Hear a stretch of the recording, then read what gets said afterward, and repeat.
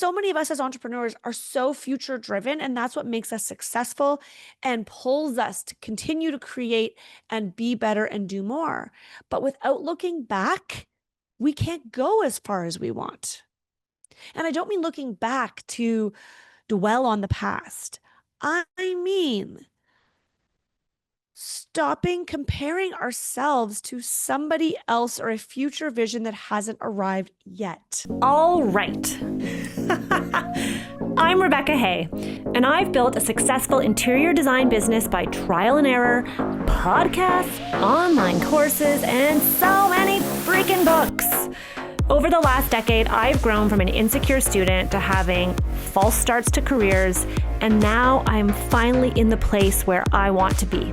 Throughout my journey, it's been pretty obvious that I'm passionate about business and helping other entrepreneurs do the same.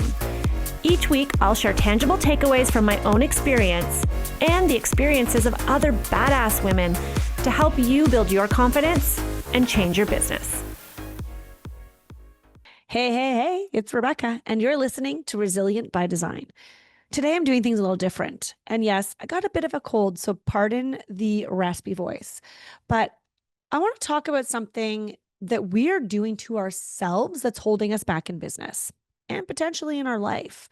This is something that I talked about inside my boot camp this spring, where I have morning mindset sessions in the Facebook group, and I shared this story and this message, and it really resonated. So I thought if it resonated in the boot camp, it's definitely going to help many of you here on the podcast. And I think this time of year is a great time for a bit of a reset. So before we dive in today, if you can grab a pen and paper, I think it will be handy. Whether or not it's the morning for you when you're listening to this, this is my morning mindset for you all. You are here today listening to this episode because something in this title resonated. You know that you are probably holding yourself back in some way, and you want to get to the root of it. You are ready for change. You want to be the reason you're successful, and you know that you can do it. You just need a little help. So grab that pen and paper, stay present, and here we go. Here's what could be holding you back in your business. It's you. It's what you're thinking. It's how you're responding to the events in your life. It's how you are reacting to all the things that are happening to you, for you, and where you're at. I want to pause for a moment and share something that really hit me recently. And that's what really prompted me to want to share this mindset session with all of you. And something that hit me that I think, especially for those of you who feel like you're not where you should be yet. And if you're watching on YouTube, I'm doing air quotes because should is like a dirty word. Any personal development coach will tell you to stop shoulding on yourself, right? You get what I'm doing, a little play on words. Should is replacing another bad word. You should not, do not, take that back. Don't want to say the word should. Don't use that word, because using the word should implies that you need to be doing something else, that there is a way that you must do things and that you are not following it and that you are wrong. So, but I know that many of you and us, including myself, often feel like you're not where you should be. I was reading The Gap and the Gain by Benjamin Hardy and Daniel Sullivan again for like the third time this year. And it reminded me just how easy it is to live in the gap. You know, that space between where you are now and where you think you should be, that future that you dream of. For me, that looked like comparing my business to others who seem to be scaling faster, doing it better, launching bigger programs. I'd catch myself thinking, and this is super recently, why am I not at 7 figures yet? I did that with my design firm. I should have had it figured out by now. Am I behind? But then I took a beat and I took a breath and I looked back instead of up. I looked back instead of forward for a moment. So many of us as entrepreneurs are so future driven, and that's what makes us successful and pulls us to continue to create and be better and do more. But without looking back, we can't go as far as we want. And I don't mean looking back to dwell on the past. I mean stopping comparing ourselves to somebody else or a future vision that hasn't arrived yet. I remember a few years ago, none of this existed.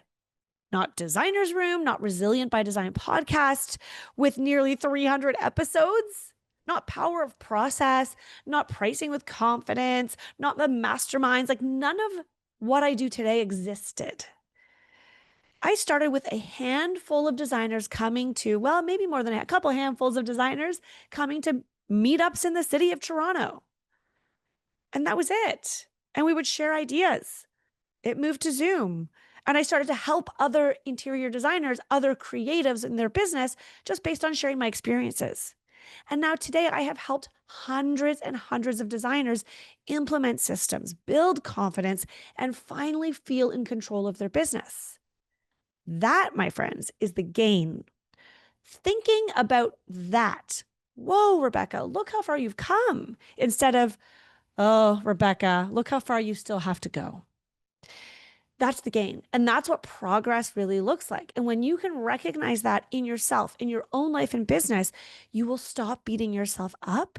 You'll start building from a place of momentum and you'll start building from a place of joy. So wherever you're at right now, don't forget to measure backwards. The concept is a great concept. And I do highly recommend that you get the book. It's called The Gap and the Gain. I've listened to it on Audible, either Audible, on paper, whatever. But there's a quote in that book that really, really, really, really, really stuck with me. And listen, here's what the quote is.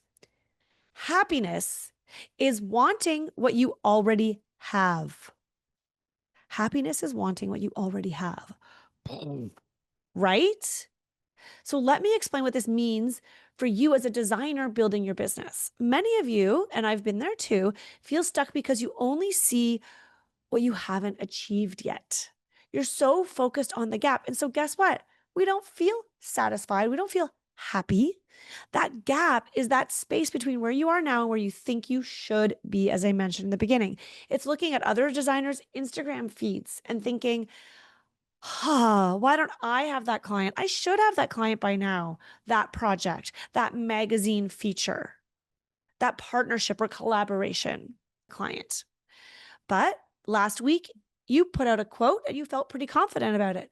That's a gain. Maybe you used to wing every discovery call and now you're here listening and learning how to create a framework in your business so that you're not winging it. That's a gain.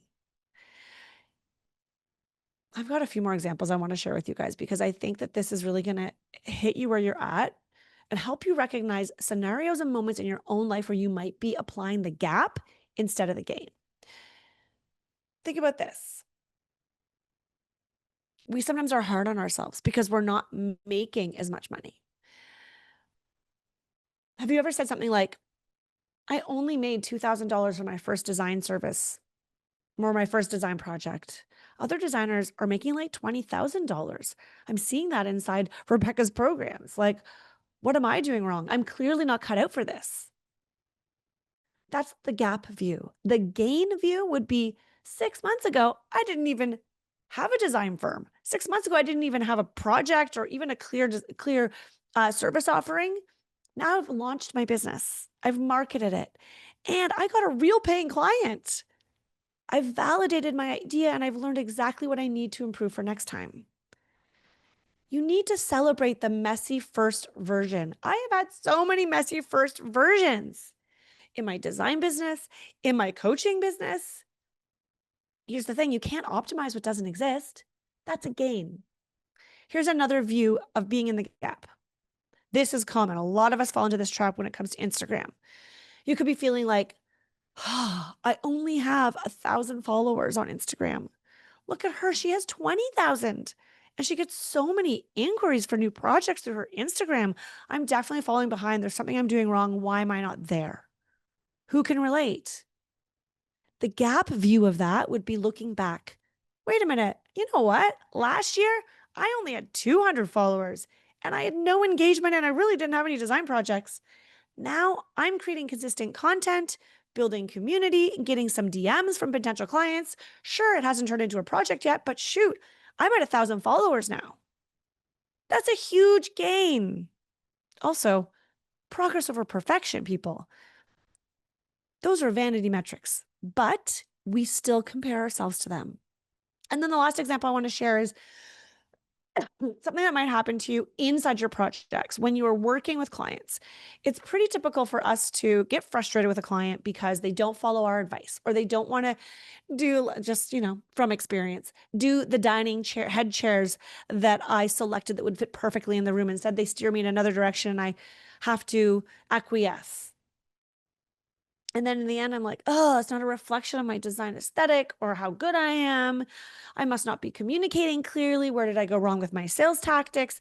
Where am I attracting the wrong clients? I'm not leading the project well. We can go into this spiral, this shame spiral of, I am not good enough. I am not worthy. I'm never going to get there. That's being in the gap. If you wanted to flip that, you could be in the gain. You could say, whoa, look at this. Compared to a year ago, I have a process I didn't have. I charged for my consultation, which I never used to do. And I'm starting to set boundaries. Okay, sure. The dining chairs didn't make the cut, but that dining table that I pitched, they love.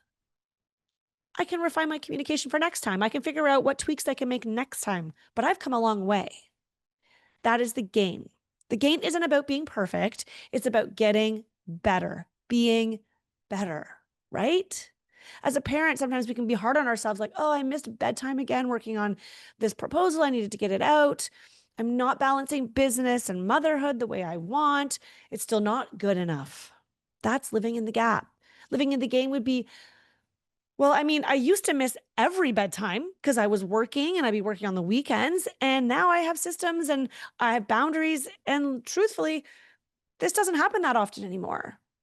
Look back, not up. Your past self would be so freaking proud. These are your gains. What is one thing? This is where I would love for you to take your pen and paper, write down one thing you've accomplished in your business in the last 6 months that you're proud of.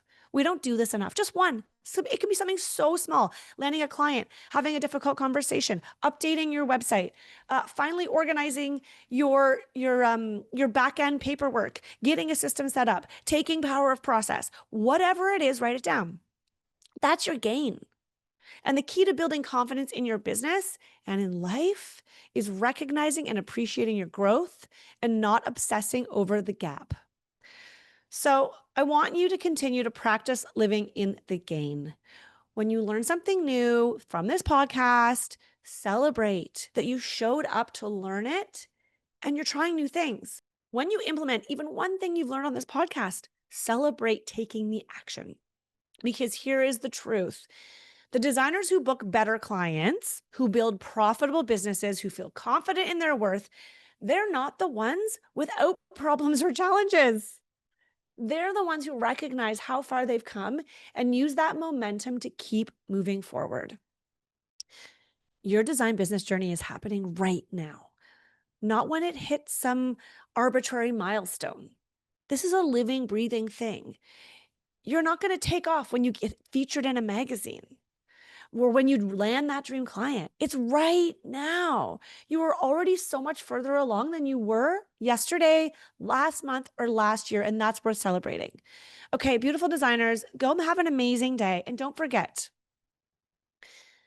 stay in the game. And when you catch yourself in the gap, as I do daily, notice it and redirect it.